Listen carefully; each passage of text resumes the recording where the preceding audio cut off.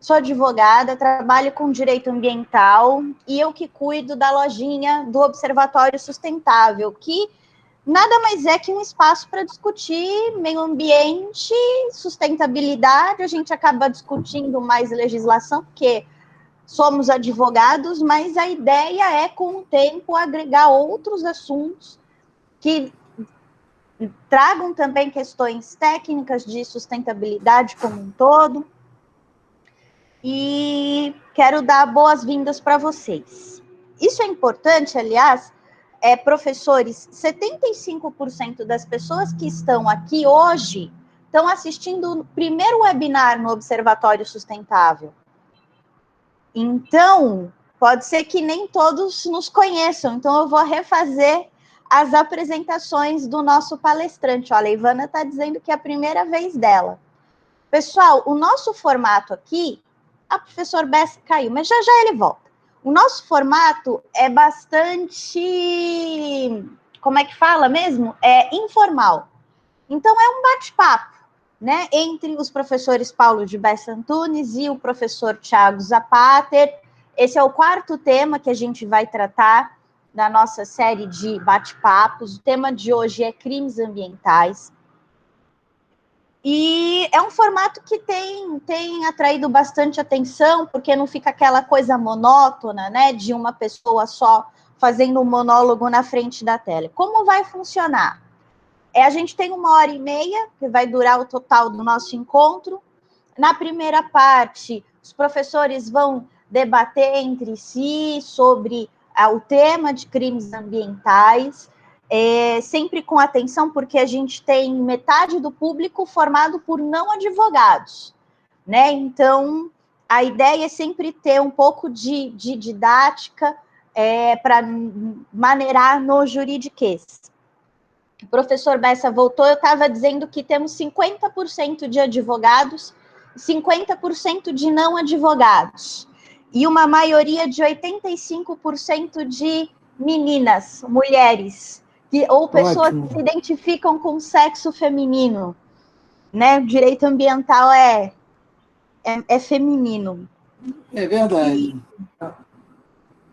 E aí, então, eu vou aqui fazer brevemente as apresentações dos nossos palestrantes. O professor Paulo de Bessa Antunes é mestre e doutor em Direito, autor de diversas obras jurídicas, é professor da Unirio, onde também é coordenador do programa de pós-graduação em Direito e Políticas Públicas.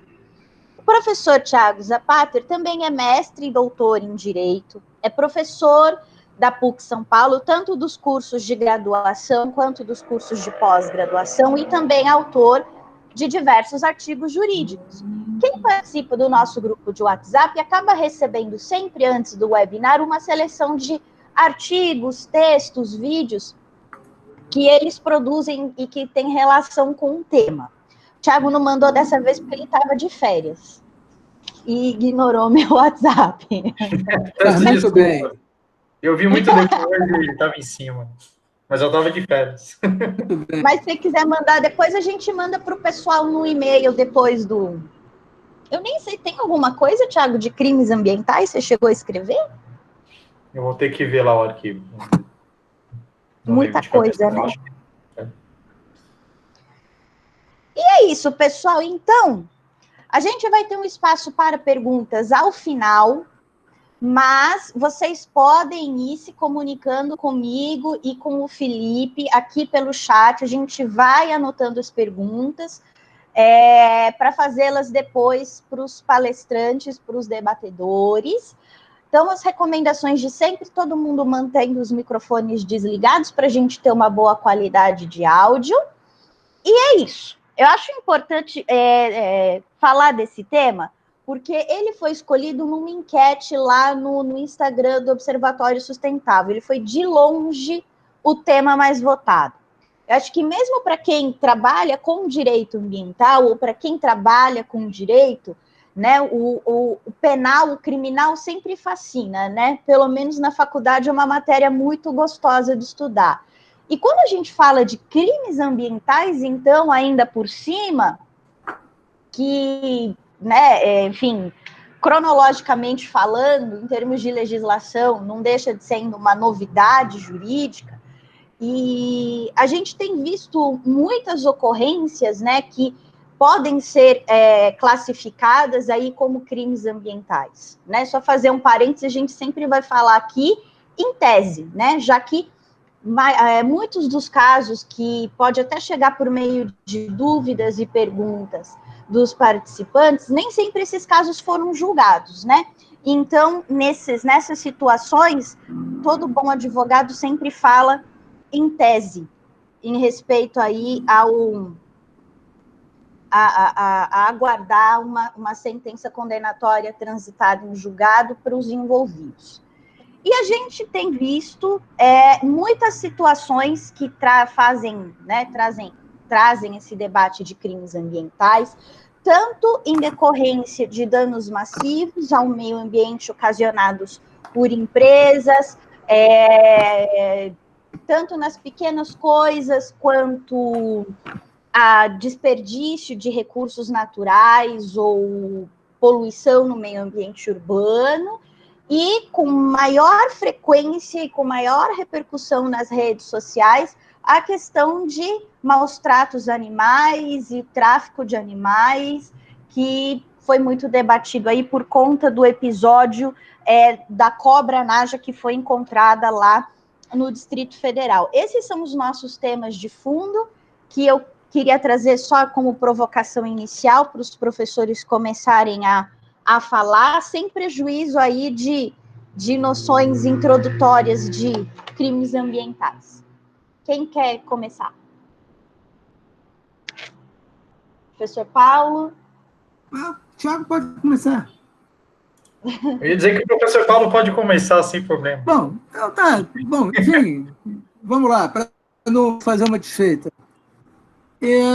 Olha só, primeiro quero agradecer aí o nosso Observatório Sustentável, mas essa rodada aqui desses acalorados debates com o professor Tiago.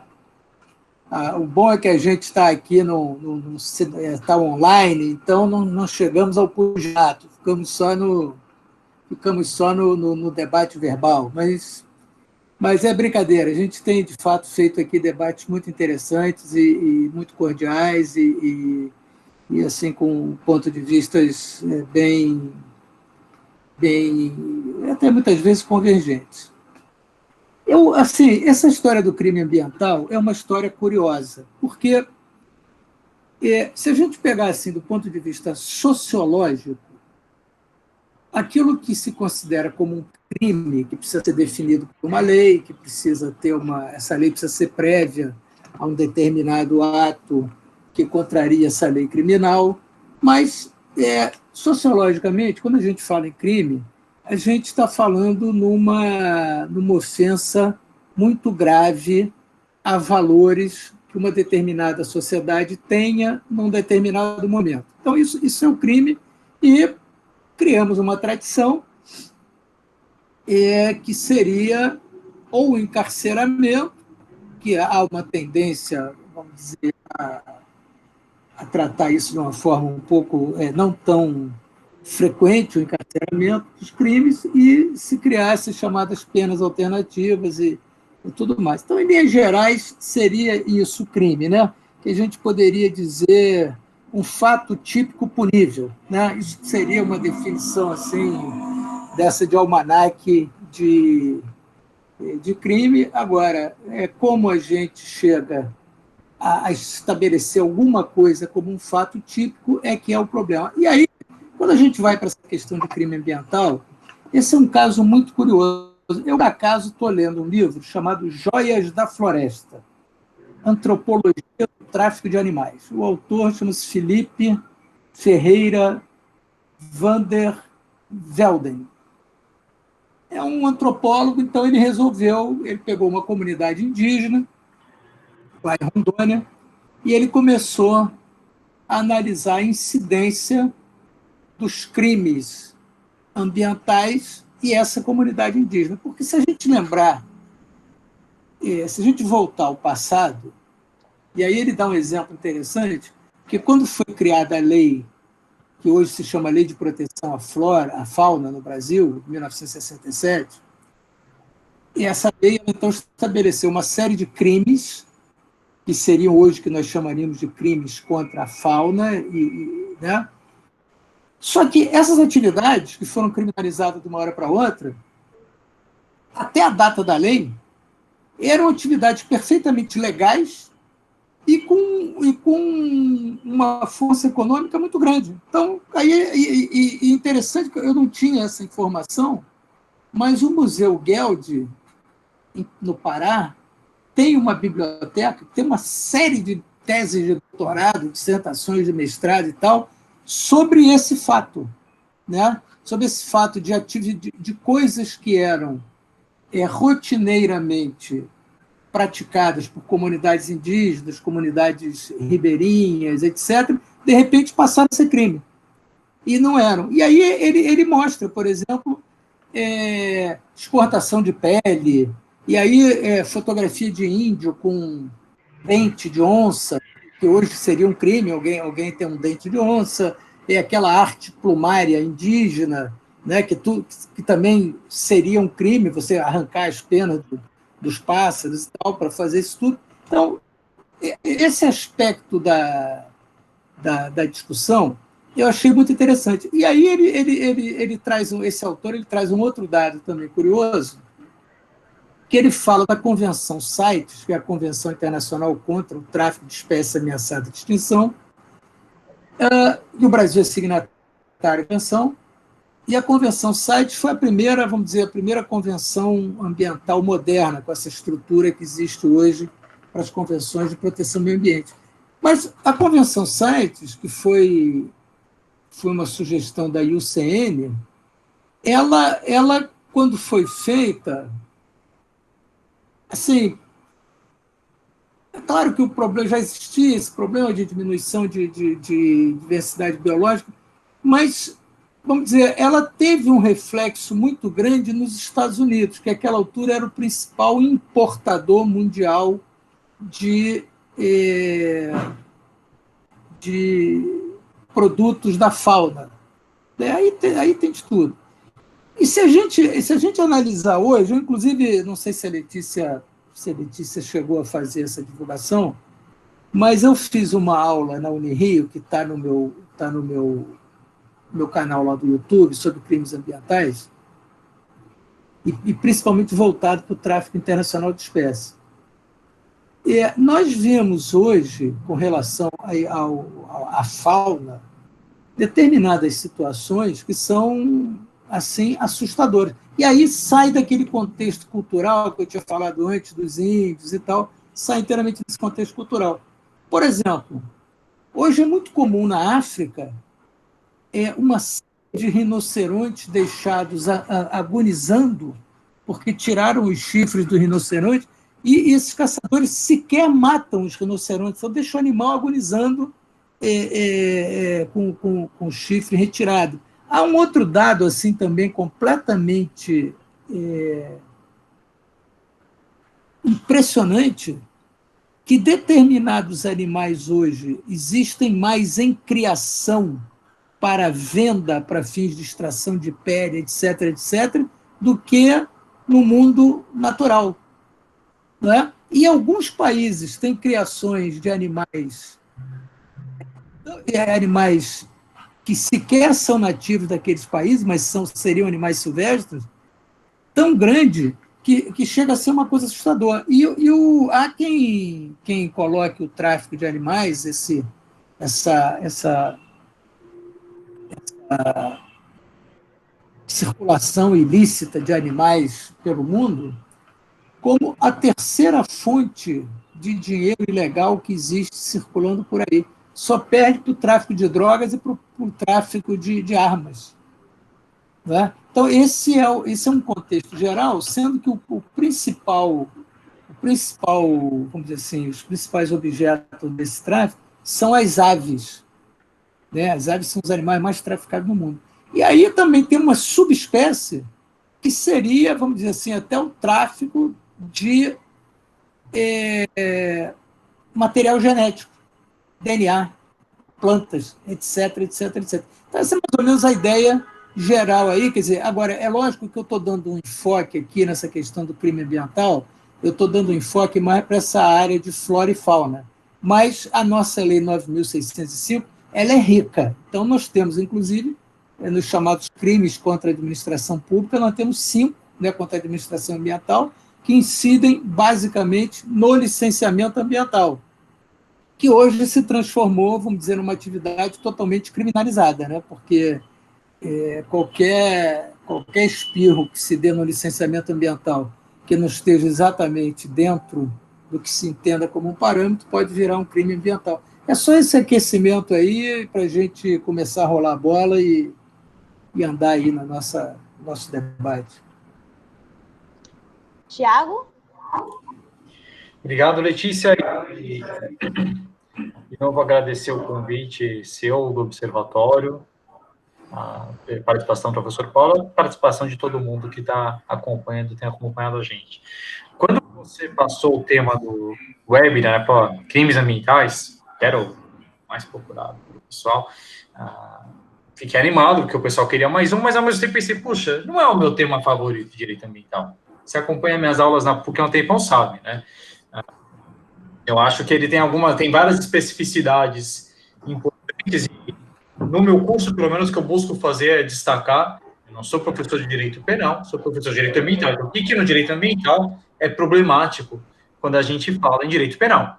E é claro que a gente lida com as figuras de criminalização de conduta de pessoa jurídica, o que é uma decisão no interesse da empresa, o problema do dolo, como é que eu caracterizo o dolo nos crimes ambientais. Acho que esses são os problemas, e com certeza a gente vai entrar nesses problemas que são os centrais, talvez, do direito penal ambiental, né? Como caracterizar, no caso da pessoa jurídica, o dolo, a intenção, quais são as decisões da empresa que vão acarretar, e a problemática das normas ditas abertas, eu acho que ela está mais superada, né? Porque muitos dos tipos lá, como crime de poluição, você vai depender de uma série de outras normas técnicas para entender quando ele acontece.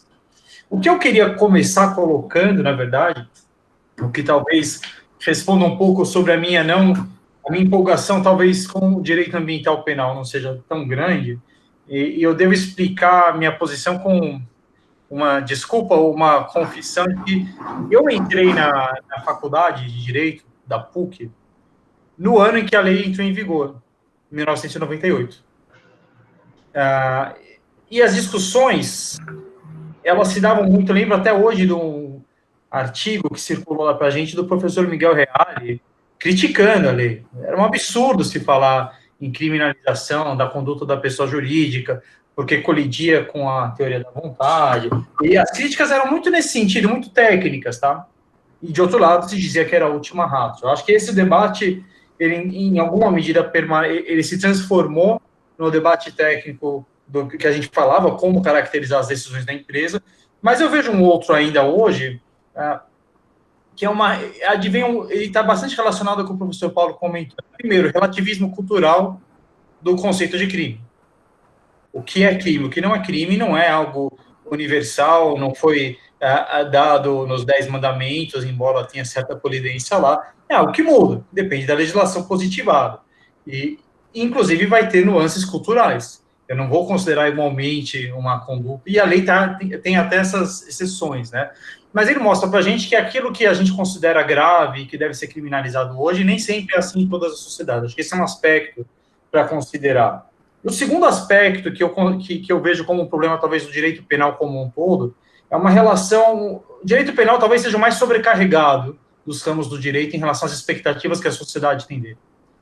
Espera-se que com o direito penal se resolva problemas de segurança pública, espera-se que com o direito penal se resolva problemas de saúde pública, problemas de educação e os problemas do meio ambiente. Como se criminalizar condutas fosse diretamente relacionado à execução de políticas públicas. A gente tem uma série de casos de condutas que, quando foram criminalizadas, não mudou em nada a ocorrência. Você não passou a ter menos tráfico de drogas quando virou crime ou crime hediondo. Você não tem menos homicídio porque é crime ou tem mais. O combate, isso no caso do crime, né? A incidência da criminalidade, ela não está ligada ao direito penal, está ligada à segurança pública. De modo similar, no direito ambiental, Veja, os desastres em Mariana e em Brumadinho, eles vieram 15 anos depois que eu já tinha criminalizado essas condutas. Quando veio a lei de crimes ambientais, se falava, era necessário. Finalmente eu tenho uma lei de crimes ambientais para proteger melhor o meio ambiente. E, por acaso, diminuiu a poluição, diminuíram os crimes? Não, eles só aumentaram, se eu pudesse medi-los. Tá? O que é um problema, não. Você não vai deixar de ter direito penal por isso. Mas é importante modular a expectativa em relação àquilo que o direito pode fazer e o que ele não pode fazer. E como eu disse, né, todo mundo quer o tema de crimes ambientais. É um tema empolgante, a gente gosta na faculdade.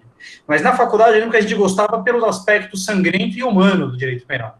No direito ambiental, me parece que o que chama atenção é essa expectativa de que, finalmente, eu tenho um instrumento jurídico que eu vou prender os donos das grandes corporações e eles vão entender que não podem fazer isso. Não é o que normalmente acontece, nem se tem muitas prisões. Eu costumava falar em sala de aula e não atualizei o dado porque eu não consegui, mas que não tem um caso de prisão definitiva por crime ambiental. Eu já tive esse dado mundial do Brasil, você teve prisões processuais, né? Prisões preventivas, prisão temporária, mas como resultado de condenação penal transitada em julgado, não tinha. Você não tinha um caso de estudo, o que mostra um problema de enforcement. E, de outro lado, talvez até associado a esse, você não teve, em geral, uma diminuição. Então, eu tenho, alguns dizem, né, apesar de professor de direito ambiental, eu costumo dizer que justamente por isso, uma certa descrença do potencial do direito ambiental penal para efetivamente mudar a situação. E eu complemento e fecho, antes da gente, e a gente passa para os aspectos técnicos, que eu acho eles super interessantes, de como entender as decisões, a teoria da vontade, tudo isso. Eu lembro, a gente fez algumas palestras, acho que não lembro se você teve nelas, Letícia, acho que sim, sobre Mariana e Brumadinho. Foi um monte de evento disso. No da GV, né? Fizemos na GV, fizemos na PUC, eu fiz em alguns outros lugares, e o que eu buscava mostrar na minha exposição, uns dados, olha... A gente fez na PUC. Fiz na PUC também, fiz na GV. Que o Sion estava conosco, né? Acho foi que o terceiro. Sim. E que tem um história, né? Todo mundo queria penas mais graves para os réus, como se isso estivesse diretamente relacionado. Olha, pode até ser, mas eu me preocupo muito mais com a fraca regulação do setor de mineração, que mostrava que o Departamento Nacional de Mineração, depois a Agência Nacional de Mineração, ele estava num estudo do Tribunal de Contas da União, era o segundo mais vulnerável à corrupção do Brasil. Então, a gente acha que os desastres com a área de barragens, eles se devem à fragilidade desses órgãos, que estão sujeitos à corrupção e, portanto, não fiscalizam, ou a um direito penal que poderia ser mais forte, né? E daí, na minha opinião, a questão aqui não é quantas pessoas você vai prender, claro que você tem que aplicar a lei uma vez que ela exista, mas é muito mais preocupante a falta de uma regulação que possa evitar que esses atos aconteçam.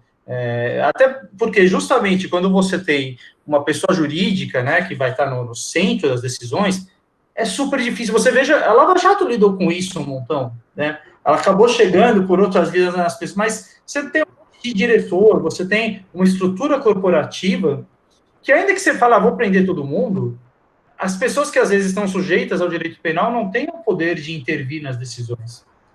Então, eu tenho essa suspeita, e embora eu disse que ia fechar, mas o professor Paulo trouxe um aspecto interessante, que é quando a gente fala, estou falando de corporações, né? Tem de outro lado o cara que tira o chifre do rinoceronte na África, né? E aí eu tenho algo para qual o direito penal está bem formatado, que é a conduta de uma pessoa, um indivíduo, pessoa física, que ao exercer uma atividade sem causa dos animais. E aqui eu acho que o direito penal atua bem, não porque ele pode impedir esse tipo. Eu continuo muito mais ligado à política de segurança pública, mas pelo efeito simbólico que tem. Ao se transformar em crime certas condutas, você tem um efeito simbólico que pode ser importante para justificar uma atuação de segurança pública mais incisiva. Eu acho que ele faz sentido. Eu só tenho essa certa desconfiança, vamos dizer assim, com a empolgação punitivista para o direito ambiental. Eu vou pegar o gancho do Tiago, antes de devolver a palavra para o professor Paulo, Na verdade, o Tiago falou de várias coisas interessantes.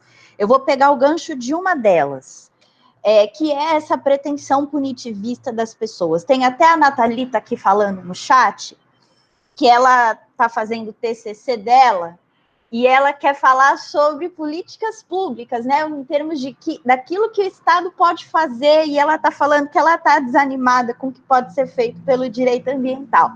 Mas tem de fato essa dificuldade de encontro de expectativas, né, da legislação e do judiciário e do legislativo, e isso ficou muito claro para mim no caso do Sansão. Não sei se todos viram. Sansão é um pitbull que teve as duas patas traseiras decepadas com facão. Pelo que eu entendi da história, o vizinho do lugar onde o Sansão ficava reclamava constantemente que o Sansão entrava no terreno e ele tinha outros animais e dava briga e tudo mais, e segundo ele alertou o dono do Sansão, o tutor de Sansão, diversas vezes. Como o cachorro não parou de latir, ele foi lá e decepou as duas patas do Sansão, com facão. Graças a Deus, hoje ele já está recuperado. Mas o fato é que nos dias que se seguiram, começou a rodar pelo WhatsApp uma lista, um abaixo-assinado, para que se endossasse um projeto de lei que pretendia aumentar a pena atribuível ao crime de maus tratos, que hoje é de 6 meses a 1 ano de detenção. E a ideia é que fosse para reclusão, passasse de detenção, que, se eu não me engano, ele inicia num regime mais brando. Fechado.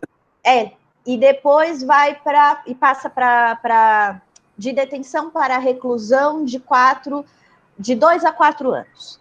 E eu fiquei pensando, poxa, mas se o sursi ambiental é de 2 anos, né? Se a suspensão condicional da pena é de 2 anos, em termos práticos, o que endossar esse abaixo-assinado vai fazer de bom, além de aumentar a popularidade do autor do projeto de lei, que às vezes quer se valer da causa animal para se eleger? Em nada, porque, pelo que eu conversei com um colega que é advogado criminalista e atua em casos de maus tratos, a pessoa não vai ficar presa. Ninguém fica presa por um crime ambiental que tenha pena de 2 a 4 anos, ainda que deixe de ser detenção e passe a ser reclusão. E a maioria das pessoas não sabe disso. As pessoas que não fizeram uma faculdade de direito, a maioria das pessoas não tem essa informação, que esse projeto de lei não vai mudar muito a situação que a gente vê hoje. E uma das discussões que, pelo que eu pesquisei, é muito tratada pelos criminalistas de um lado, a sociedade quer que os crimes de maus tratos a animais tenham penas mais endurecidas. Mas o quanto você vai endurecer, né? Quer dizer, você vai atribuir a matar um animal o mesmo rigor, a mesma pena que se atribui a matar alguém?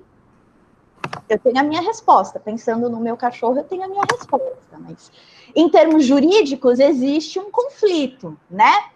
E esse caso, né, que tem acontecido, essa petição está rodando por aí, acho que é uma associação muito imediata do ponto de vista prático dessa problemática que o Tiago colocou. O que o senhor acha, professor Paulo? Olha só, eu estou achando muito interessante. Eu dei um pulinho aqui para pegar 2 livros que eu tenho aqui. São livros, os autores são australianos. Environmental Crime. Então, que Bob White, que é o autor desse primeiro livro, Environmental Crime a Reader, e esse Crimes Against Nature, Environmental Criminology and Ecological Justice. Aqui. Então, o que acontece? O professor Tiago está com uma preocupação aí, que eu estou, mas, eu acho importante essa nossa questão aqui de crimes ambientais. A gente não está pretendendo, porque eu, embora tenha sido do Ministério Público durante 30 anos e tal, minha atuação na área criminal foi sempre muito pequena. Eu diria até uma coisa meio eventual. Então, a nossa preocupação aqui, eu acho que não é esmiuçar os tipos criminais e fazer aquele estudo da subjetividade. Eu acho que não é exatamente isso. Eu acho que a nossa preocupação é mais tentar contextualizar essa questão do crime ambiental hoje. Então, o primeiro ponto que esses dois livros aqui trazem muito essa observação, que essa expressão crime ambiental, ela é, no fundo, uma expressão polissêmica. Porque, veja, existe um crime ambiental, aquele da Lei 9.605, aquele do Código Penal, aquele do tipo, aquele da conduta punível. Isso é um crime ambiental, vamos dizer assim, crime ambiental for dummies. Mas há um crime ambiental que se fala que é alguma coisa que transcende essa situação prevista na Lei 9.605, prevista no Código Penal. É aquilo que, vamos dizer assim, às vezes o sujeito está andando na rua, vê uma determinada situação, diz, isso é um crime ambiental. Ou seja, pode ser que aquilo seja uma mera infração administrativa, pode ser até que não seja nem nada, do ponto de vista jurídico, mas é um sentimento que as pessoas têm com relação a essa história de crime ambiental. Então, veja que coisa curiosa. O professor Tiago falou aí, com muita propriedade, que não conhecia condenações por crimes ambientais. Eu, uma vez, fui entrevistado por uma jornalista que, à época, trabalhava no Globo.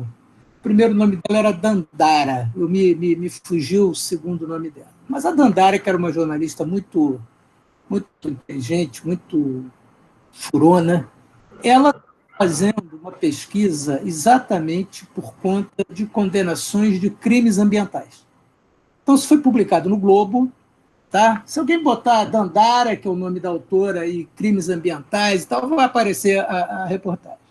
E ela identificou 1 ou 2 sujeitos presos por crime no Brasil. 2 pescadores, ou 1 pescador. Ou seja, vamos dizer assim, aquela incidência do direito penal em determinados grupos da sociedade aconteceu igualzinho no crime ambiental. Quer dizer, o crime ambiental ele foi pouco punido e, quando ele foi punido, ele pegou ali um outro pescador. Então, isso é bem interessante, essa reportagem dela. É um trabalho assim, não sei se de lá para cá, porque já tem alguns anos essa reportagem, não sei se de lá para cá surgiu alguma coisa diferente. Bom, então, esse é um primeiro ponto. Uma outra questão que eu acho também que é importante é o seguinte, e aí o professor Tiago foi muito feliz, como usualmente ele costuma ser nas intervenções. E quando ele falou, assim, com uma certa perplexidade, se de fato o direito penal poderia resolver o problema do meio ambiente. A Lei 9.605 é um exemplo disso. E boa parte das falhas técnicas que essa lei tem são devidas a isso. Por quê? Porque quando foi o projeto de lei para o Congresso Nacional, era um projeto de lei para uma lei de infrações administrativas. Então, estava tudo estruturado para as infrações administrativas. Aí, lá no Congresso Nacional, alguém disse assim, não, o problema é que nós não podemos confiar nesses órgãos ambientais porque as multas são aplicadas, ninguém paga as multas, não sei o quê, vamos transformar isso numa lei penal.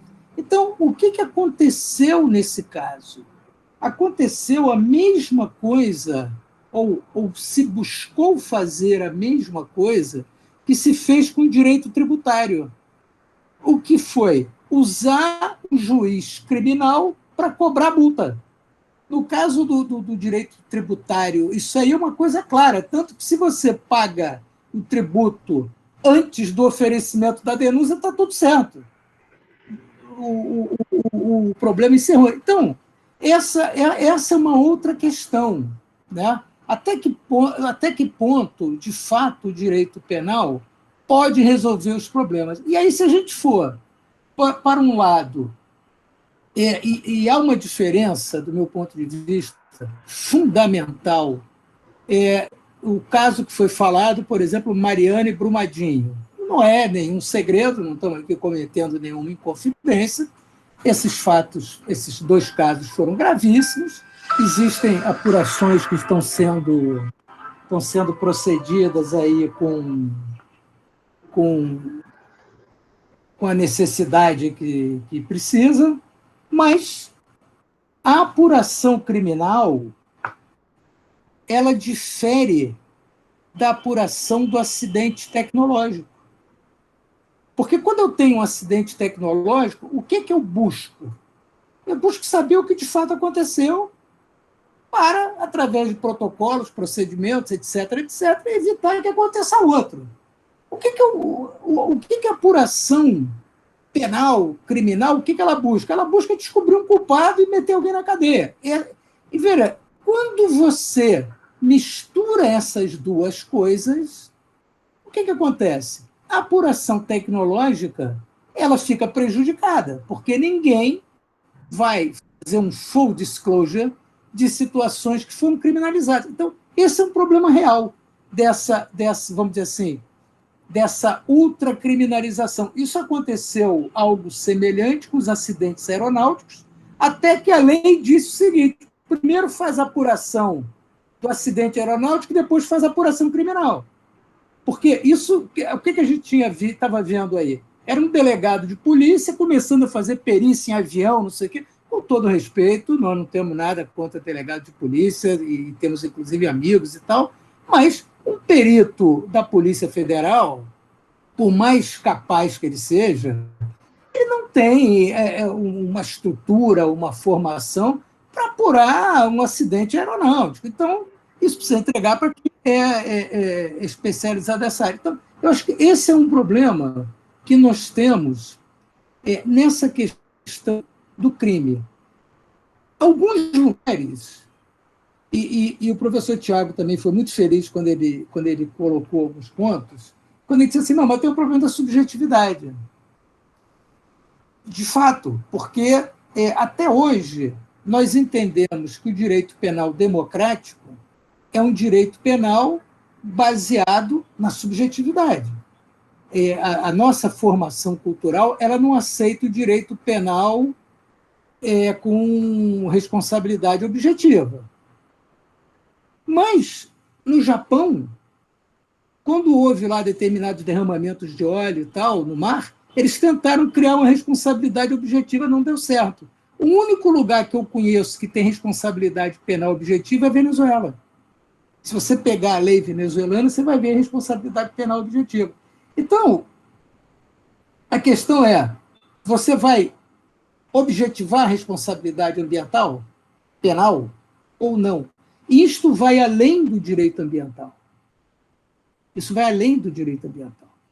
E uma outra questão, só para encerrar, que eu acho também curioso, e aí eu volto a aderir aqui à intervenção que o professor Tiago fez, é o caráter simbólico do direito penal ambiental. Porque se nós pegarmos o crime de furto, 155 do Código Penal, a pena é igual à poluição simples. É só comparar. Então, veja, aí vamos dizer, será que poluição, para ser um crime, ela tem que ser punida com a mesma coisa que um batedor de carteira? São perguntas. Letícia pode pegar a palavra de volta.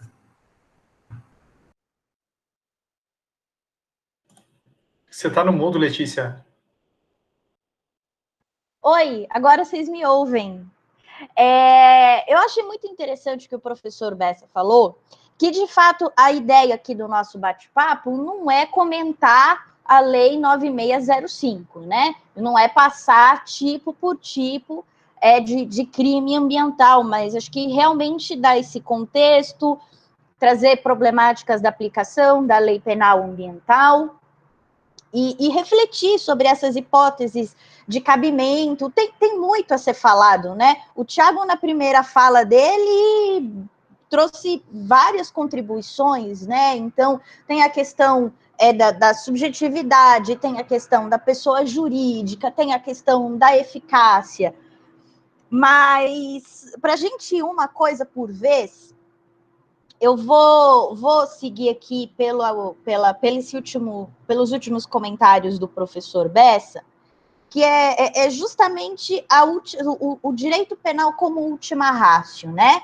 Essa ideia de querer criminalizar aquilo que, em tese, o direito administrativo deveria ser capaz de dar conta. No próprio caso, que tem sido muito falado recentemente, que é o caso do tráfico de animais silvestres, que tem se falado muito, né, da cobra naja. Então, quer dizer, como é que essa cobra, para começo de conversa, veio parar no Brasil? Quantas falhas administrativas de fiscalização, de controle de fronteira, de controle daquilo que chega no país, seja por navio, por avião, por correspondência, enfim. Olha quanta coisa falhou, né? Se esses mecanismos de controle tivessem sido eficazes, não precisaria se chegar à lei penal como solução para aquilo que a fiscalização não resolve. Então, existe, de fato, infelizmente, essa tendência do nosso legislativo que acompanha o clamor da sociedade de que tudo se resolva com cadeia e tudo se resolva com crime, né? Mas, por mais que a sociedade, às vezes, queira ver a cabeça de alguém numa bandeja de prata,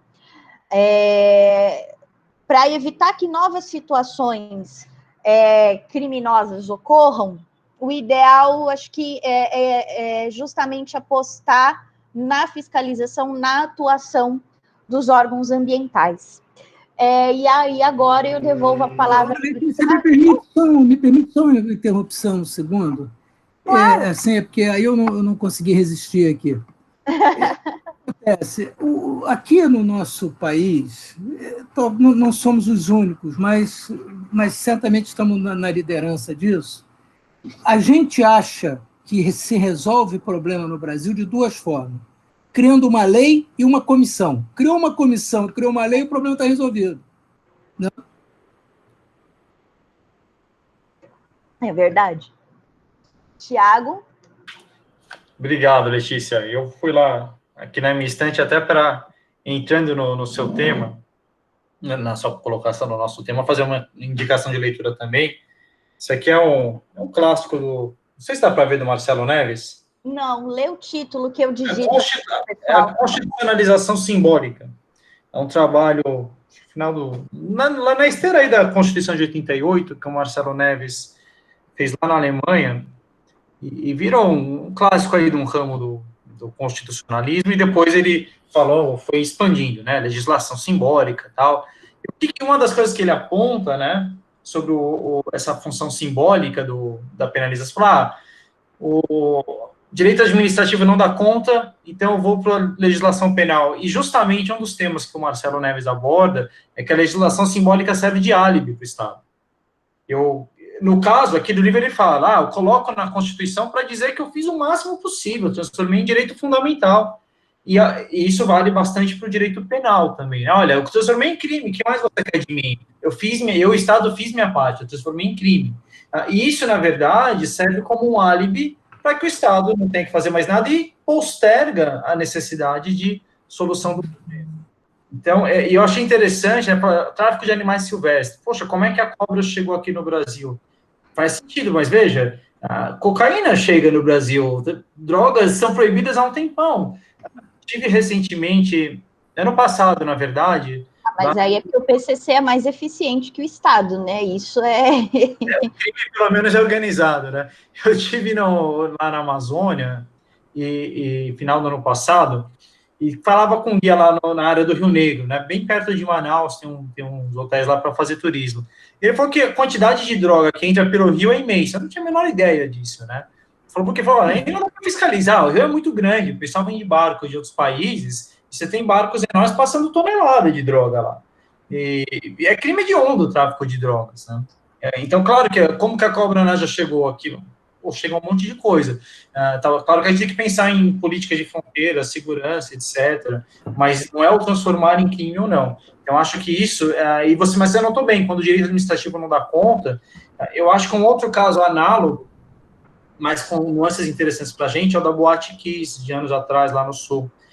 Porque, na essência, o que a gente chama de crime ambiental é parecido com alguém, na verdade mas alguém que tem um estabelecimento sem alvará. Você está lá trabalhando, você está impedindo uma norma administrativa.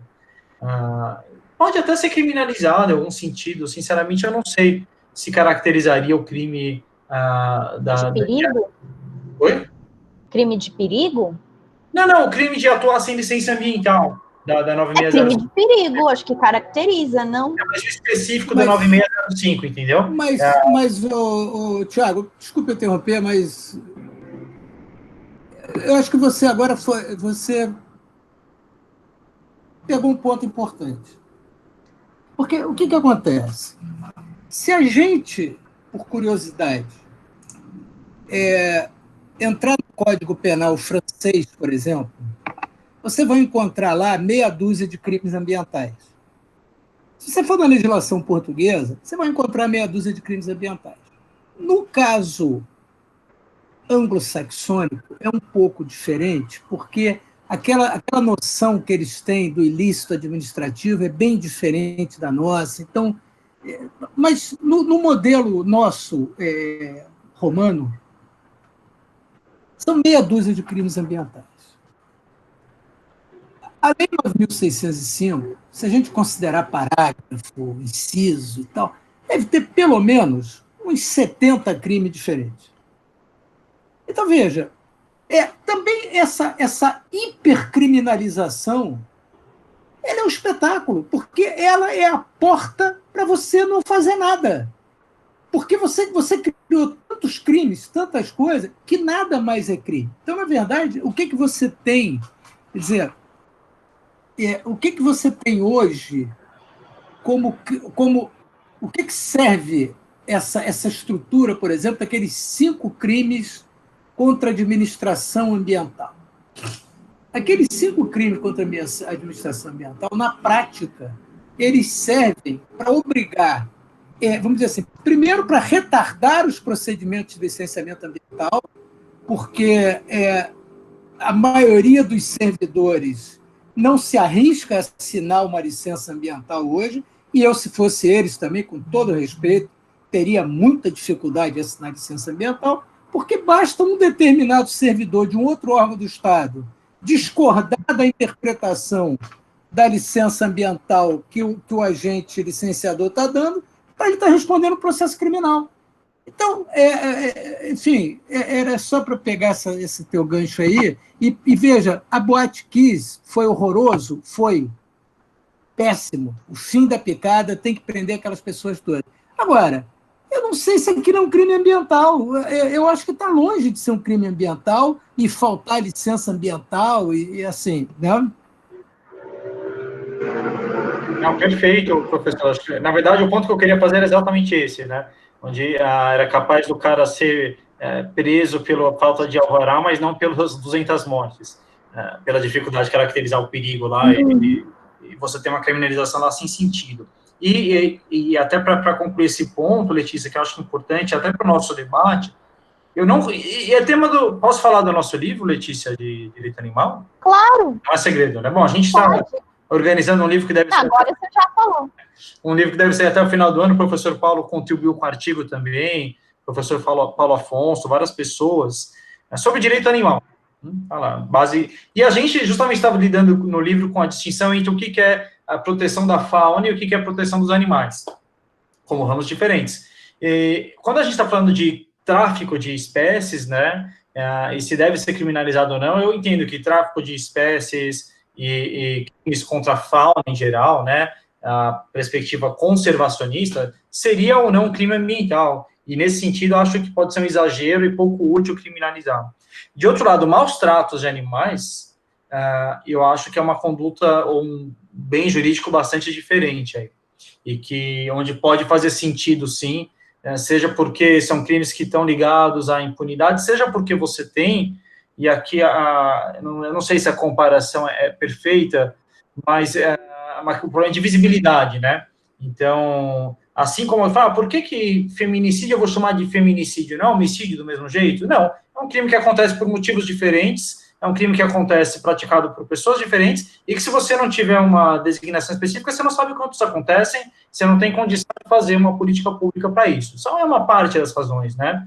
E obviamente, não estou nenhuma comparação aqui com maus tratos de animais e feminicídio, não é isso. Mas na tipologia, eu tenho esse problema. O cara que é capaz de entrar na casa do outro, pegar o cachorro e cortar as patas, é um cara muito perigoso, pô. Se não é um crime igual você esquecer de dar comida para o seu cachorro, é alguém que está mostrando, lógico, em tese, vai saber do caso concreto, né? Mas um perfil de psicopata, que o próximo ato vai ser agredir o dono do cachorro. Então, e eu não acho que aí a gente está falando de direito ambiental. A gente está falando de outra coisa. O cachorro não tem a ver com fauna, não tem a ver com equilíbrio ecológico, não tem a ver com nada disso. Acho que é um super protegido e super justifica que seja crime. Mas é porque eu vejo lá algo que, do ponto de vista daquilo para o qual o direito penal típico, clássico, serve, ele faz sentido. E eu não coloco isso no mesmo leque dos crimes ambientais. Acho que maus tratos de animais, direito ambiental penal pode ter uma resposta bastante clara. Não acho que ele é eficaz sem política pública, mas que faz sentido. Ao passo que falta de alvará, falta de licença, excesso de emissão de poluição, é algo que está mais no campo do direito administrativo, e direito penal faz pouca diferença. Isso, em linhas gerais, é o que eu penso. Eu não sei se haveria uma política pública para que não houvesse maus tratos animais, porque é o que você falou, a pessoa chegar, ele já é um possível psicopata, né? Então, não vejo uma política pública. Eu acho que aí correndo o risco de ser contraditório com tudo que eu penso de direito penal, a impunidade é um problema, porque você tem alguns crimes em que, em certa medida, né, a agressão à criança durante muito tempo é normal. Por que o pai não pode bater no filho? Quando você transforma em crime, aí o efeito simbólico ele ajuda a confirmar a reprovação da conduta, mas eu concordo, se ninguém descobrir, se não for na delegacia, ou se quando você vai na delegacia ninguém te atende, não funciona. Você precisa de uma estrutura. Pode falar em delegacia de crimes ambientais, alguém que vai levar a sério esses crimes. Isso demanda políticas públicas. E, em parte, é o problema, de novo, com a mesma comparação de delegacia das mulheres. Você transforma feminicídio em crime, fala em medida protetiva, mas daí a mulher vai na delegacia e não é levada a sério, não tem ninguém que atende, não tem uma estrutura, você pegou aquele direito penal e jogou no lixo. Aqui, quando a gente fala em maus tratos com animais, faz algum sentido você ter uma preparação da estrutura de segurança pública para levar esses crimes a sério, porque na sua justificativa, aquele cara que praticou maus tratos com animais é um cara que pode ser muito perigoso. Estou aqui entrando em algo que não é muito a minha área, mas eu vou aqui pegar meu título de filósofo para dizer que eu posso falar de qualquer coisa na filosofia do direito. Mas é como me parece, tá? Eu acho que ali faz sentido, se justifica a periculosidade, o cara perigoso, em que a impunidade pode fazer toda a diferença. Para o crime ambiental, não, tem uma estrutura corporativa e a questão é muito mais econômica e de fiscalização. Tá, pessoal, desculpa, diga. Só para encerrar, porque a gente vai entrar no debate, né? Sim, já temos uma fila de perguntas. Tá, eu vi aqui. Só uma coisa, Tiago, que eu acho o seguinte. Eu acho que para a persecução criminal ser eficiente, ela tinha que ter menos tipos. O tipo, para mim, assim, que me causa mais espécie é o chamado causar dano à unidade de conservação. Por quê? Aqui, no bairro de Laranjeiras, nós temos um bairro e uma área desse bairro foi chamada de APA São José, Área de Proteção Ambiental de São José. Então, ela pega um pedaço de um morro, tem lá uma mata e tal, e pega um pedaço de rua, realmente. Asfalto, paralelepípedo, calçada, casa, está dentro da APA de São José. Causar dano à unidade de conservação. Eu estou dirigindo meu carro, bato num poste dentro da APA de São José. O poste cai. Isso é dano à unidade de conservação? Pergunta. Outro. Crime. Tudo é possível. Pergunta. Outro. Destruição de plantas ornamentais. Ora, com todo respeito, considerar um crime o sujeito quebrar uma samambaia, eu não estou defendendo quebrar a samambaia, pelo contrário, vamos proteger a samambaia. Mas, então, esse excesso, o que ele faz? Essa autora aqui, que eu já falei, que é a professora Martine Raymond Gouyoux, uma francesa espetacular, ela tem um livro chamado De Droit de Détruire. Aí ela diz o seguinte, olha, a gente tem que ter um cuidado com as questões ambientais para não as tornarmos ridículas. Porque se nós tornarmos essas questões ambientais ridículas, nós estaremos desmoralizando a própria proteção do meio ambiente. Então, ela dá um exemplo de 2 porta-aviões americanos que vão para o Alasca para salvar uma baleia encalhada. Ninguém quer que a baleia morra, não é isso. Mas, cá para nós, é uma desproporção mandar 2 porta-aviões para tirar uma baleia encalhada. Então, o que isso faz? Isso ridiculariza. Isso torna o negócio grotesco. Como eu já vi, por exemplo, um camarada respondeu um processo administrativo dentro do IBAMA por quase 10 anos, porque estava mandando semente de tomate para a Inglaterra. Então, estava sendo acusado de biopirataria. Então, eu acho que é importante, o penal ele tem que ser menor, ele não pode ser usado toda hora, e nós temos que evitar cair no ridículo. E com muita frequência, isto cai no ridículo. E desmoraliza a proteção do meio ambiente. Ridículo é isso, né? A semente de tomate viram, né? A cobra naja ninguém viu. Mas vamos lá. Primeira pergunta é do Henrico Mandini. Então, ele está dizendo aqui, para ele a pergunta porque ele está sem microfone, mas ele diz assim, gostaria de entender como ocorre a desclassificação do crime de poluição. O crime de poluição só deixa de ocorrer quando reparado o dano? E se o acusado não concorreu para o crime, ainda assim seria responsabilizado criminalmente pelo fato da poluição estar acontecendo? Eu acho que é bem criminal, mas vamos lá. Esse é bem criminal, mas esse eu gosto. Esse eu gosto. Opa, matou no peito, professor. O que acontece? A gente tem... as palavras importam. Nós usamos a palavra poluição de uma maneira muito ampla. Então, eu preciso... eu vou chamar de poluição, aquela alteração do meio ambiente, e aí a lei chama de adversa. Mas eu vou dar alguns exemplos, aí nós vamos tentar entender. Por exemplo, eu pego uma lata de óleo de automóvel, vou na praia de Botafogo, ou na praia de Copacabana, e deixo cair lá um copo daquele óleo na praia. Se a gente dentro do mar, se a gente considerar a capacidade de dispersão, a quantidade própria do produto, do óleo, etc., ali eu vou ter uma poluição insignificante, porque ela não vai, aquela alteração não vai causar mal nenhum.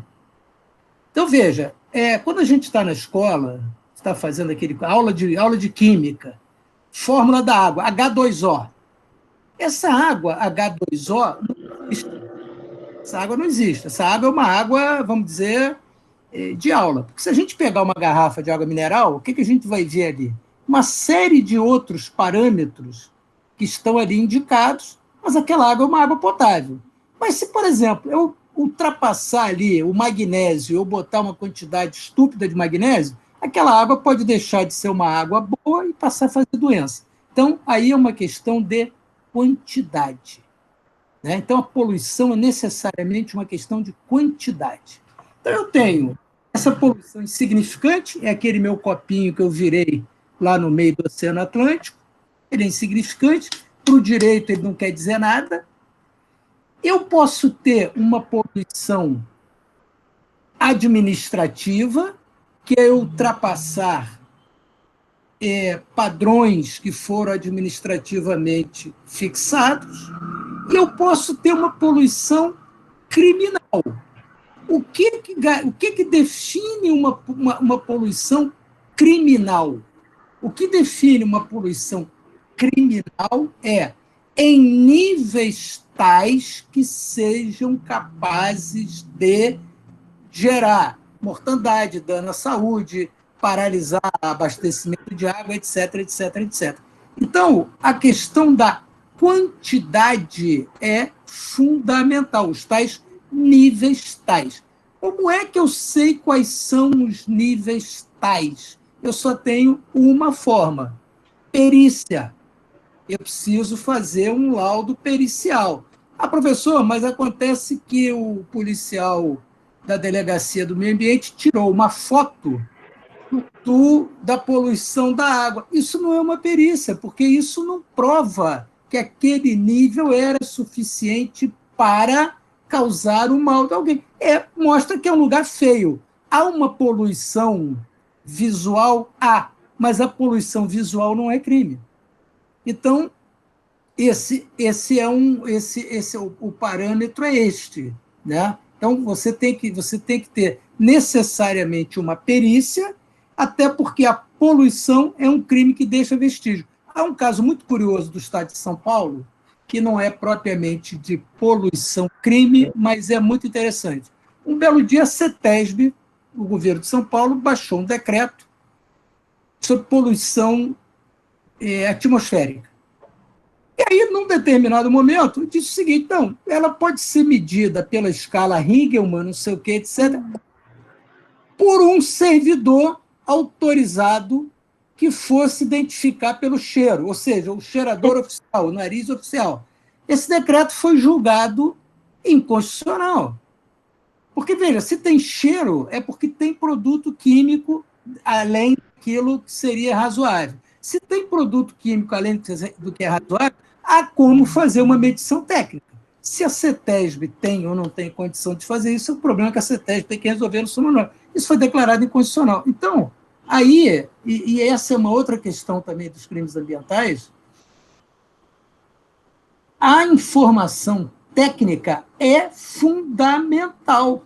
Se tinha óleo na água, tinha óleo na água. Ele é capaz de matar peixe? Não. Ele é capaz de matar alguém? Não. Então não é poluição criminal.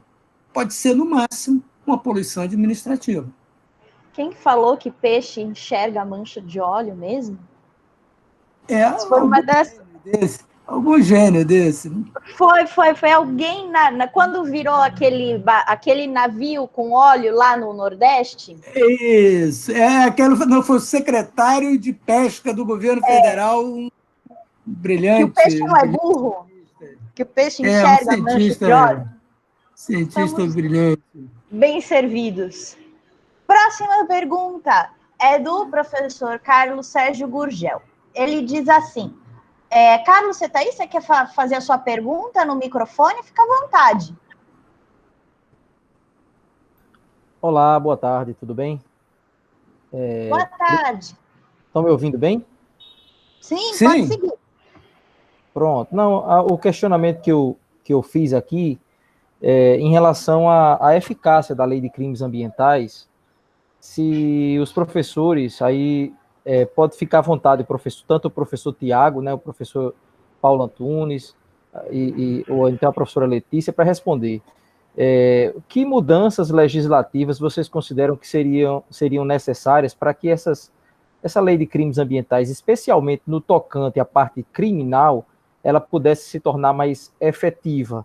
Porque eu sou professor de direito ambiental também, meus alunos sempre falam: professor, mas há muitos casos de crimes ambientais que não são punidos da forma como deveria, e isso acaba por até ou incentivar ou não inibir o cometimento desses crimes. Então, assim, a gente fica muito discutindo com base na realidade atual e falta um pouco de proposição, um pouco de discussão em relação ao que poderia mudar.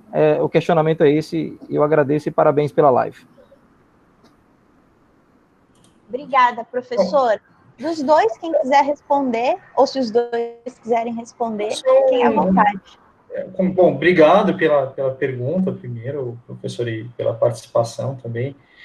Eu acho que essa é a pergunta que talvez ao mesmo tempo mais difícil de responder, e nem sempre, como disse, né, um direito o direito como um todo, tá? Mas, em especial, o direito penal sofre com excesso de expectativas, eu acho. Veja, dado que eu tinha que coisa de 4% de todos os homicídios são investigados, são resolvidos, né? Você chega a um culpado. Poxa, se homicídio, a gente encontra o culpado em 4% dos casos, sendo que eu tenho uma pena lá de 8 a 12 anos, sei lá, uma pena alta, pode chegar, os qualificadores pode ser bem alto, não tem uma coisa, está muito separada da outra, né? Eu acho que aí passa, se a gente assumir que o direito penal, pelo menos em alguma medida, ele desestimula ou pode ajudar a combater, eu acho que a fiscalização é a mesma que falta no direito administrativo.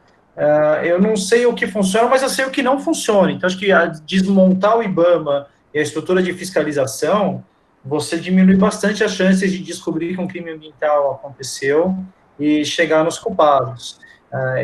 Então, acho assim, passa, como em todo direito que depende de fiscalização, dessa estrutura de fiscalizar os fatos e conseguir um processo rápido. Agora, concordo também com o professor, acho que ele muito preciso, né? Fala, se eu tivesse menos tipos penais, já que eu tenho, os recursos são finitos, né? Então, eu vou ficar tratando criminalmente todo o transporte de madeira sem certificado de origem, não sei se é o caso, e não vou investigar outros crimes de poluição mais graves. Como é que eu vou ter uma polícia que não tem perícia para saber se teve crime de poluição? Eu acho que passa pela estruturação, concentração de esforços. Faz sentido que o professor Paulo falou, diminuição de tipos, isso poderia dar mais eficácia à lei, mas eu mantenho aqui a minha reserva de que a eficácia da lei não significa que você vai ter menos crimes. Eu posso, por exemplo, ter uma grande eficácia da lei de acesso à educação e ter um monte de vaga em escola e universidade, não quer dizer que as pessoas vão aprender, ou seja, o direito à educação não garante a educação, o direito penal do meio ambiente pode garantir a aplicação de um monte de pena, isso não necessariamente vai significar mais proteção do meio ambiente. Enfim, mas só para a gente ponderar, eu acho que passa pela estrutura de fiscalização. O professor Carlos, obrigado aí pelo interesse, pelo prestígio. E posso imaginar o seu drama aí com alunos de direito ambiental, essa coisa toda.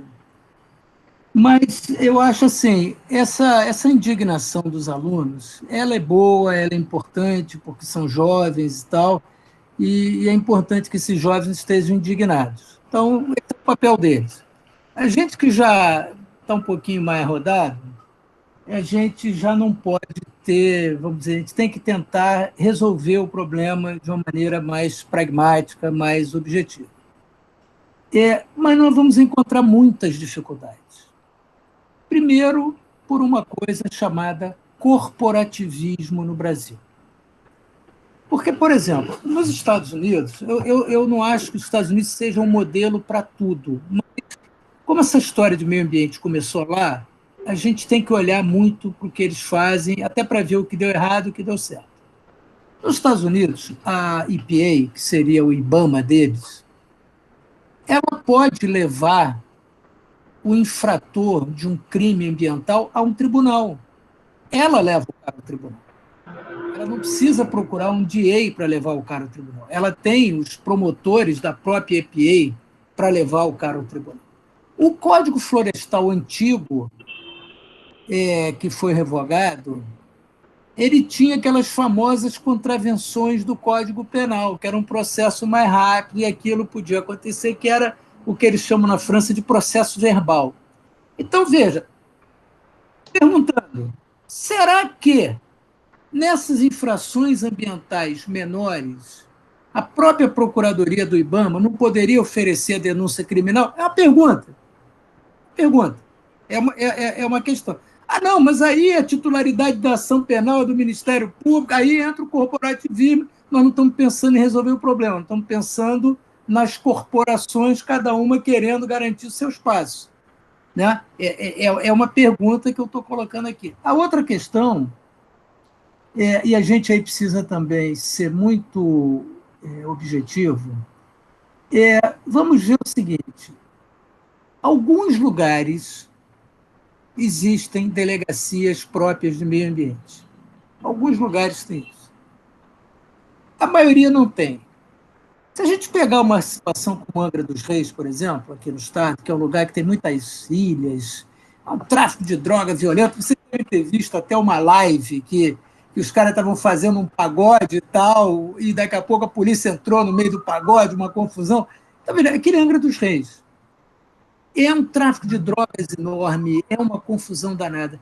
É claro que a polícia ela vai se preocupar mais com isso do que com uma árvore cortada. Então, o que vai acontecer? Esses crimes vão acabar relegados, porque nesta situação que nós vivemos no Brasil, e não digo isso com alegria, absolutamente, mas nós temos uma quantidade de ilícitos penais gravíssimos acontecendo, e a estatística que o professor Tiago trouxe é isso, quer dizer, homicídio, nós apuramos por volta de 3% a 4%. Isso com câmara em tudo que é lugar, com essa coisa toda. Então, é óbvio que esses crimes eles vão ficar para o segundo lugar. Então, a gente precisa tentar outras formas para ver como nós vamos, de fato, fazer isso acontecer. Agora, curiosamente,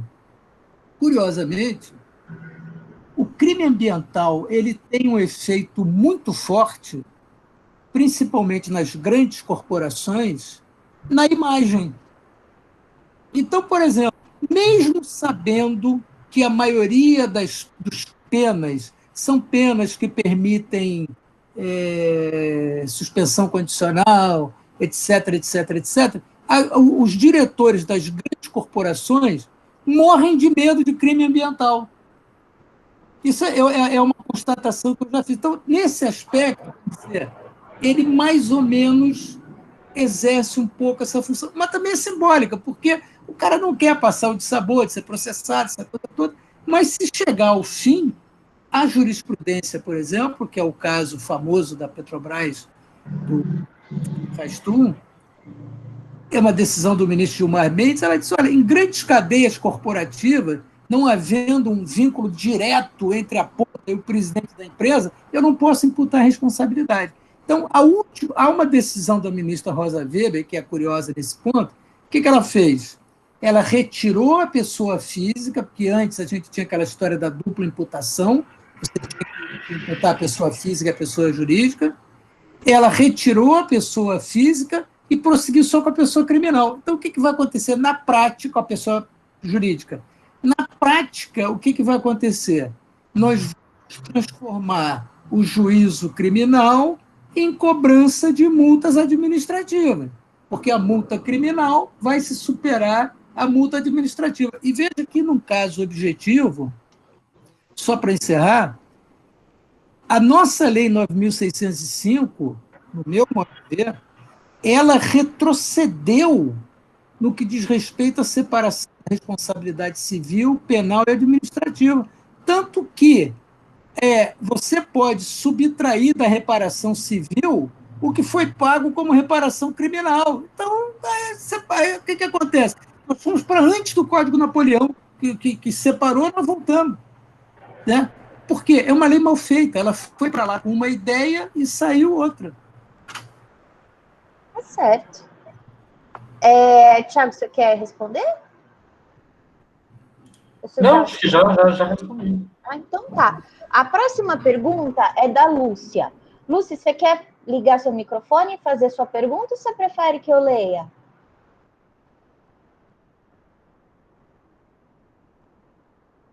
Lúcia? Eu vou fazer a pergunta dela então. Tá, para o professor Paulo. Professor, o senhor acha que o Estado brasileiro vem falhando ao longo do tempo quanto à democratização do acesso à educação ambiental, oferecendo à sociedade apenas a punição das condutas típicas dos crimes ambientais no país, falhando grandemente no processo de formação da cidadania ambiental? Espera aí, deixa eu ver aqui. Lúcia... Roxana. Lúcia Roxana. O Estado brasileiro tem falhado ao longo do tempo quanto à democratização do acesso à educação ambiental, oferecendo... Lúcia, assim, eu acho até, se a gente analisar a coisa com uma certa imparcialidade, há muitas ações de educação ambiental. A gente vê isso em todo canto, e as escolas todas hoje estão preocupadas com isso. Então, essa hoje é uma realidade. A minha preocupação é de outra natureza. Ou seja, será que nós estamos, de fato, fazendo uma boa educação ambiental? Essa para mim, é a pergunta importante. Porque, por exemplo, a gente, quando acompanha projetos de infraestrutura de grande porte, tudo mais, todos esses projetos sempre têm um programa de educação ambiental acoplado, essa coisa toda. Mas eles não são projetos estruturantes. Então, o que me parece é que toda vez que a gente cria uma matéria própria, aula de educação ambiental é o melhor caminho que eu estou tendo para não ter uma boa educação ambiental. Porque o que nós falamos quando a gente fala de meio ambiente? Todos nós dizemos isso toda hora. O nosso professor Carlos Gurgel, quando vai dar aula dele, ele diz assim, o direito ambiental é um direito transversal, é um direito multidisciplinar, ele pega várias áreas do direito, etc, etc. Então, veja, a educação ambiental é a mesma coisa. Então, uma boa aula de geografia, bem focada para as questões ambientais, pode ser uma excelente aula de educação ambiental. Uma boa aula de português, que pegue um texto interessante sobre a Amazônia, que pegue um escritor da Amazônia, pode ser uma boa aula de educação ambiental. Uma boa aula de matemática. Então, enquanto a gente não tiver esta visão e jogar numa caixinha, nós não vamos fazer educação ambiental nenhuma. Por quê? Porque, novamente, isto caiu. O que é educação ambiental? É fazer massinha com folha de jornal, é não sei o quê. Então, isso se perde, porque isso não tem substância, isso não tem base. Então, eu acho que essas são as questões que a gente precisa mudar e criar coisas que sejam integradas, né? Educação ambiental. O garoto sabe qual é o nome das árvores que tem na rua que ele mora? Provavelmente não. Eu pergunto, por exemplo, para meus alunos, assim, uma das primeiras aulas de direito ambiental que eu dou, assim, alguém sabe onde fica o Rio Carioca? Aqui no caso do Rio de Janeiro. É um silêncio. Ora, o sujeito que nasce no Rio de Janeiro é chamado, tem esse gentílico de carioca. O Rio Carioca é um rio importante. Ele tá subterrâneo na Rua das Laranjeiras. Ninguém sabe disso. Isso é educação ambiental. O sujeito saber qual é o nome do morro que ele olha para frente quando ele abre a janela, isso é educação ambiental. Então, eu acho que se a gente continuar com essa história de caixinhas, nós não vamos atingir nosso objetivo, porque é uma matéria a mais. É uma matéria a mais. E lá vem aquele chato da educação ambiental de novo. Né? É isso. Tiago, quer comentar? Quero. Eu acho esse um tema correndo o risco de ser repetitivo, mas tem alguém que sofre mais pressão de expectativas que o direito à educação, né? Se tem alguém que realmente a gente acha que todos os problemas do mundo vão ser resolvidos, o problema é a educação. Toda vez que um sistema da sociedade não consegue resolver um problema, política, as pessoas não estão bem educadas. Economia, as pessoas não foram educadas para consumir. Meio ambiente, as pessoas não foram educadas. Com certeza, não passa pela educação, mas ele não se esgota na educação. E daí acho que isso que o professor Paulo falou é fundamental. Vou aqui fazer uma certa defesa de parte da educação. Eu vejo bem na escola dos meus filhos essa preocupação com o multidisciplinarismo. Eles não têm uma matéria de direito ambiental, mas todas as matérias falam alguma coisa de Amazônia, de ave, não sei o quê. O que eu tenho visto, tá? Lúcia, né, que perguntou. E a observação aqui um pouco de advogado, professor, sociólogo, observa funcionar. O que a educação ambiental pode fazer, a gente tem visto nas gerações novas, de certa maneira, acho que a nossa preocupação com a educação ambiental, quando se pergunta sobre o que a educação ambiental pode fazer pelo meio ambiente, ela não é tanto sobre o conhecimento da ecologia, que também é importante, mas sobre ética. Então, o que as pessoas, às vezes, estão querendo dizer com a educação ambiental poxa, por que as pessoas não respeitam o meio ambiente? Isso não tem a ver, necessariamente, com conhecimento do que é a natureza, de como ela funciona, embora faça isso, é ética. E é um desafio muito grande, talvez, de certo, como você ensina a ética. Mas ainda assim, de um jeito ou de outro, eu vejo um certo resultado em produzir valores. Eu vejo em várias crianças e o pessoal mais novo, o meio ambiente, a proteção do meio ambiente é um valor que eles consideram relevante, o que faz com que grandes empresas multinacionais considerem isso na atividade. A gente teve recentemente o caso do ministro do Meio Ambiente, que foi, acho que flagrado é a melhor palavra, naquela reunião, falando de passar boiada, e daí um grupo de empresas, de associação de empresas, fez uma nota em apoio, porque o ministro foi criticado, então publicaram no jornal, olha, as associações apoiam, não sei o quê. E várias empresas multinacionais, muitas são clientes do escritório, me ligaram para eu falaram, ó, a gente não assinou isso aí, a gente, pô, isso acaba com a minha marca. Olha. Minha marca aqui na Europa, nos Estados Unidos, ela é focada em proteção ambiental.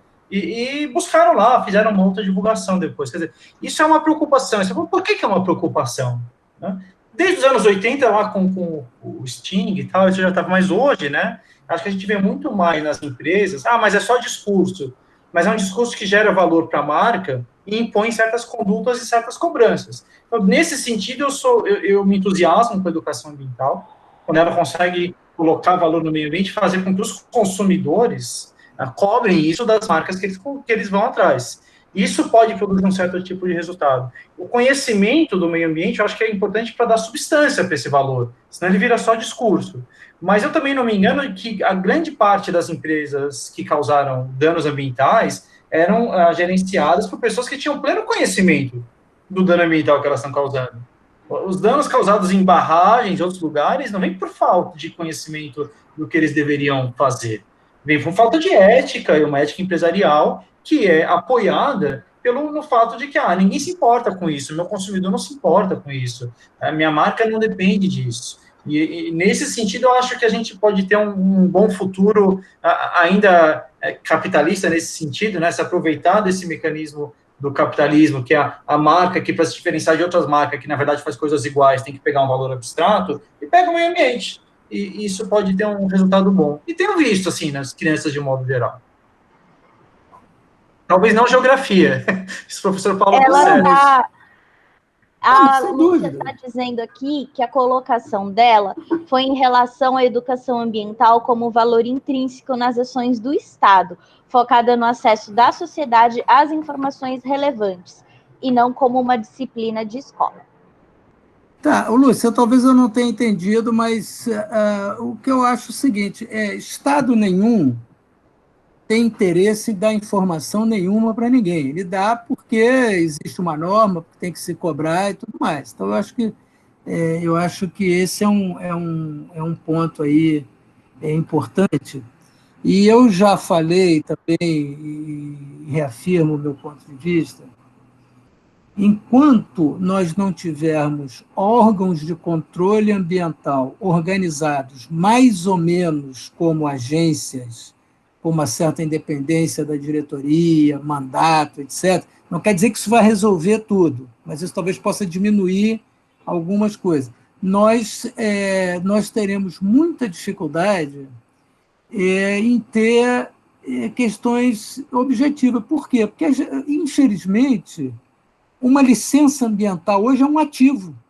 Uma empresa que tem uma licença ambiental, ela tem um ativo. Né? Então, vamos dizer assim, conceder ou não conceder licença virou,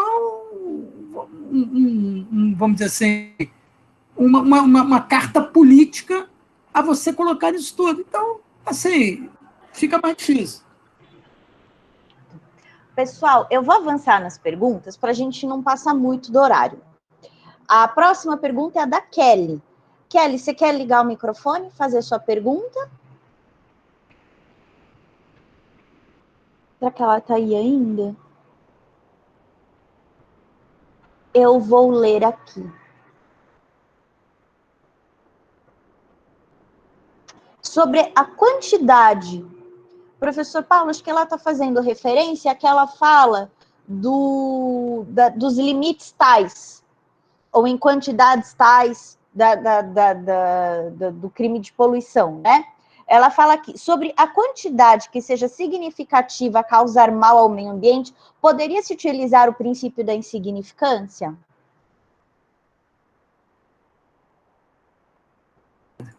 Esse princípio da insignificância ele já deu muito pano para manga nessa área ambiental. Porque alguns dizem assim, não existe insignificância em área ambiental. Não é verdade.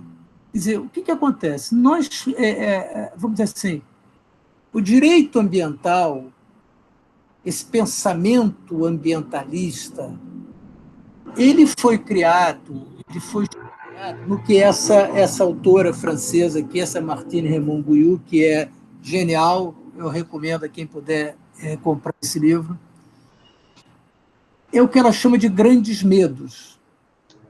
Foram os grandes medos. Então, esses grandes medos foi o Amor Cadiz, foi o Torrey Canyon, foi Seveso, foi Sandoz, isso tudo foram os grandes medos.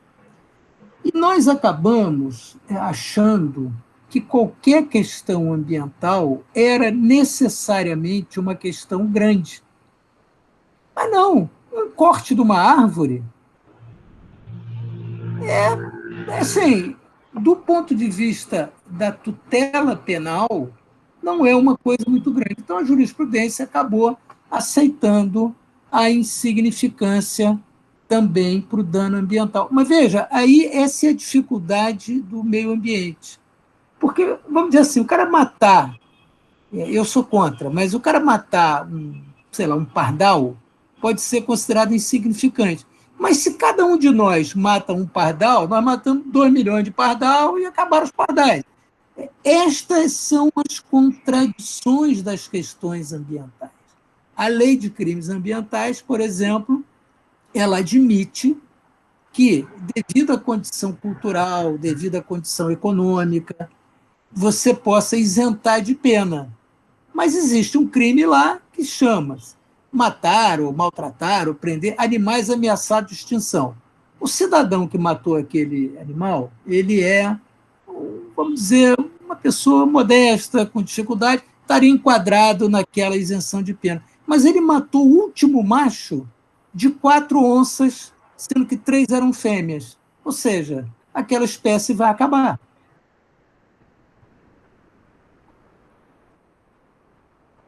São as contradições dessa legislação. É a dificuldade de transformar isso em direito penal. É verdade. Pessoal, eu vou passar para a última pergunta, que é do Luciano. Eu só queria fazer um comentário dessa. Faça. Talvez até que faz sentido também sobre o crime de poluição, pelo menos na minha leitura, né? Claro que a problemática é bem maior, o professor Paulo colocou bem. Mas se você pega o direito penal tradicional, crime de furto, onde ele normalmente aparece, furto de R$1 ou de R$100 é furto. Olha lá, shampoo, carne, então não importa, é furto. O tipo penal não prevê nada de quantidade.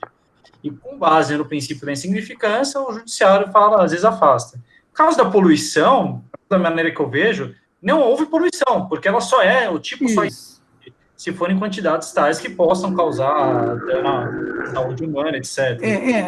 Na poluição não houve poluição. Não teve poluição. Eu nem acho que seria o caso de princípio da insignificância nesse caso do crime de poluição. Tá? Os outros pode ser sim. Tá. Eu vou passar para a última pergunta do Luciano. Então, só para deixar uns recados. O Felipe já colocou aí, pode procurar o Observatório Sustentável, é o Felipe. Ele já deixou o link para quem precisar de certificado de participação. Então, quem precisar para ter a hora aí de atividades extracurriculares na faculdade, só preencher, por favor, que depois eles mandam por e-mail. O outro aviso é que daqui a pouquinho a gente podia fazer uma foto, né? Quer dizer, todo mundo liga a câmera, obviamente, para a gente aparecer todo mundo na foto. E quem que chega na hora da foto? Alexandre Ciol, impressionante. Chegou para a hora da foto. Vamos lá.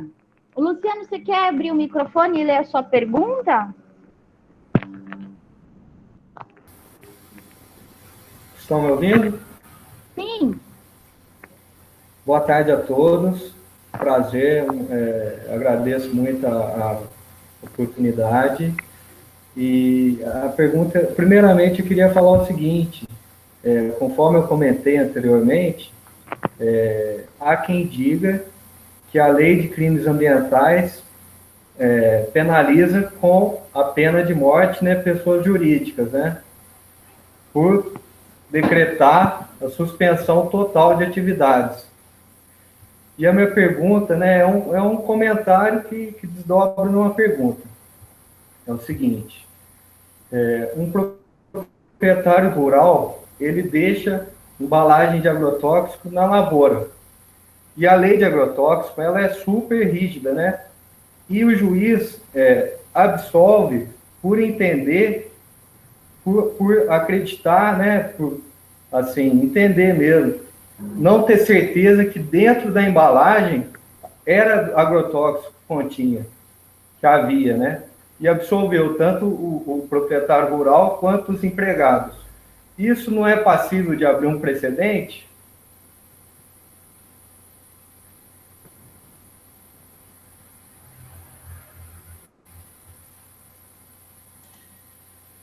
Quer responder, professor? Vamos lá. Olha só, o precedente é sempre uma decisão anterior a uma que lhe sucede, né?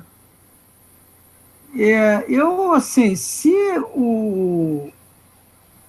a perícia, no caso, não mostrou, não confirmou que a substância era tóxica, etc., etc., não tem outra saída, porque é óbvio que eu não posso condenar ninguém por uma suposição que fosse ou não fosse o agrotóxico, né? É aquele negócio que o americano chama de beyond reasonable doubt.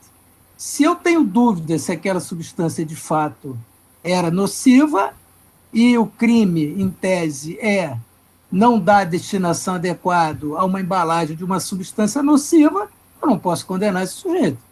Não tem como.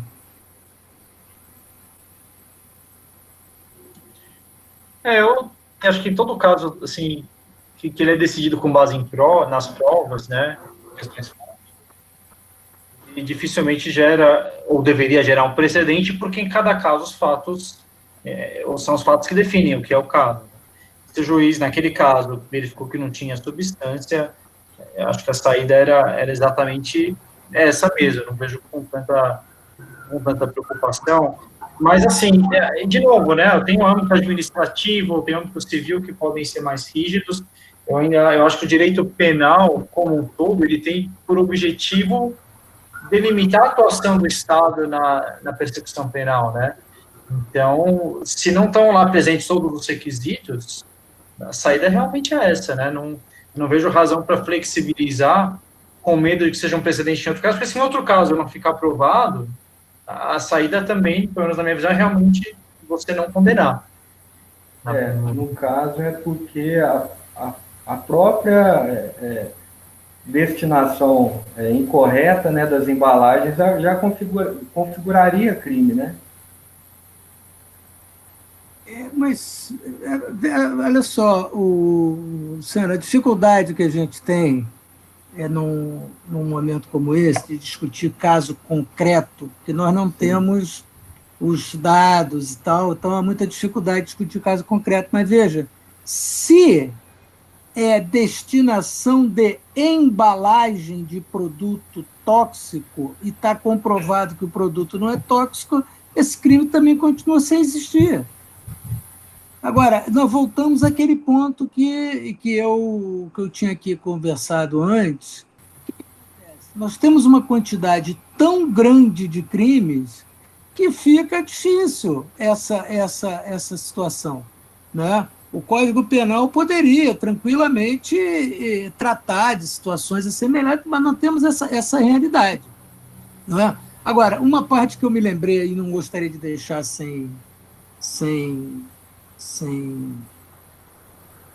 resposta, não é verdade que a lei de crimes ambientais ela fecha empresas e tal, porque eu não conheço empresas que tenham sido fechadas por conta de sentenças penais em lei de crime ambiental. Eu não conheço. Aliás, o que a gente começou o nosso debate aqui falando foi exatamente um baixo índice de efetividade, né, de aplicação concreta da lei de crimes ambientais. Né? Quando a gente vai analisar friamente os resultados do juízo criminal ambiental, ele é, digamos, modesto, né?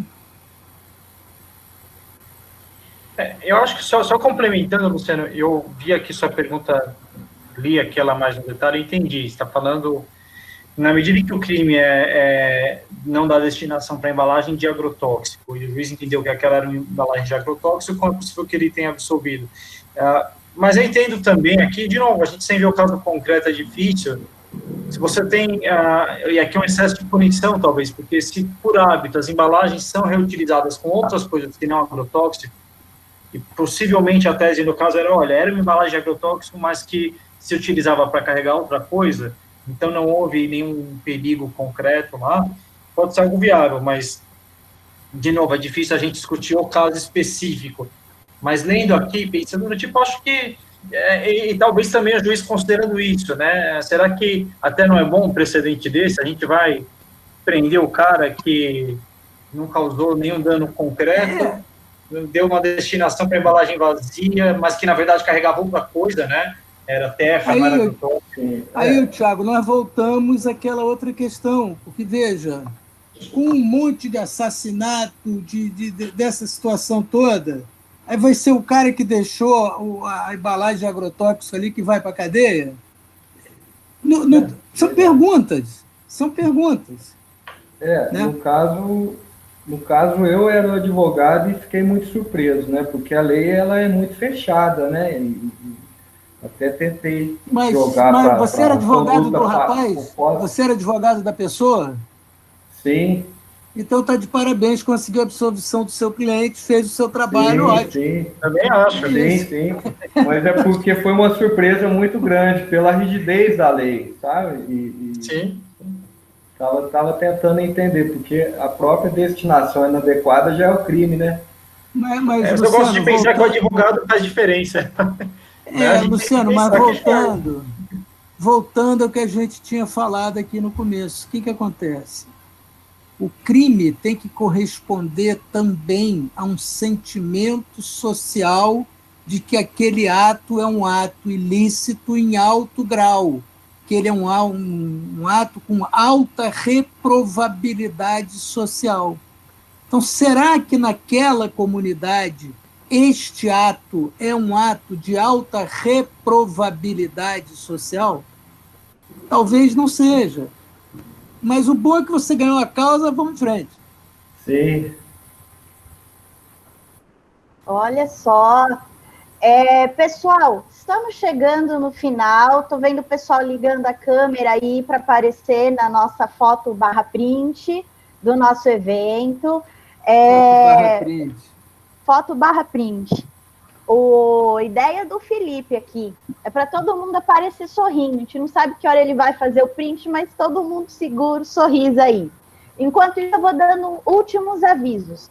Vocês vão receber por e-mail as nossas informações pós-evento. Então, o que vai? Vai o link das redes sociais dos professores para vocês poderem seguir. O professor Paulo Bessa até falou do canal dele aqui no YouTube. Tem os vídeos do professor Tiago no Instagram dele também. Aliás, avisando, no site do Observatório Sustentável, observatóriosustentável.com.br, tem alguns slides de aulas do Tiago. Né? Quem quiser entrar lá, tá aberto, o material tá público. E vamos ter uma live nos próximos dias, especificamente sobre crime de maus tratos, com um colega que é advogado criminalista, que atua para uma ONG de proteção animal. Eu ainda não consegui ver com ele uma data, mas acompanhem lá no Observatório, que assim que ele definir a data, a gente posta lá para vocês acompanharem. E aí, no mais, agradecer em meu nome, em nome do Observatório, vou passar para os professores fazerem seus agradecimentos, as suas despedidas, mas obrigada pela participação de todos. Quem quiser sugerir algum tema para um próximo webinar, entra lá no Instagram e manda uma mensagem para a gente. Obrigada, viu? Professor Paulo, professor Tiago. Bem, pessoal, eu, para encerrar, quero mais uma vez agradecer aí o prestígio de vocês, agradecer ao meu amigo Tiago, que a gente tem feito essas dobradinhas aí, tem sido boa, temos tido bons debates, bem dinâmicos, a Letícia pela coordenação, esse motor aí que toca o Observatório Sustentável, faz isso tudo acontecer, enfim, mais uma vez, obrigado e vamos em frente.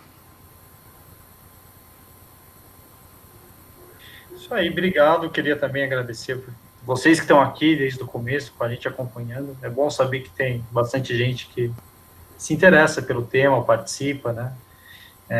Não deixa de ser um certo esforço, né? Tirar 2 horas do dia para ficar aqui discutindo direito ambiental.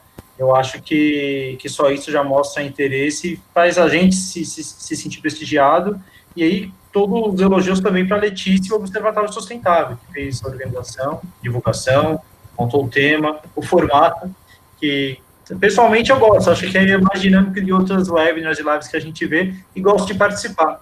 Então, obrigado a todo mundo e sempre que você chamar, vamos estar disponível aqui, Letícia, é muito bom participar. Vamos, o pessoal tem gostado, né? Acho que o professor Tiago e o professor Bessa conversam bem e eles acabam complementando a fala um do outro na grandíssima maioria das vezes. O pessoal que está neste webinar, a maioria está aqui pela primeira vez. Se vocês quiserem ver os anteriores, eles estão no canal do Observatório no YouTube. Esta gravação vai para lá também. Quais foram os temas anteriores? Qual foi mesmo? Teve um de Código Florestal e um de licenciamento? A gente ia falar mal do governo, daí pediram para mudar, e a gente falou sobre captura regulatória na administração ambiental. É verdade. Mas está tudo lá, pessoal. Muitíssimo obrigada pela presença de vocês e até a próxima. Valeu, Fernando.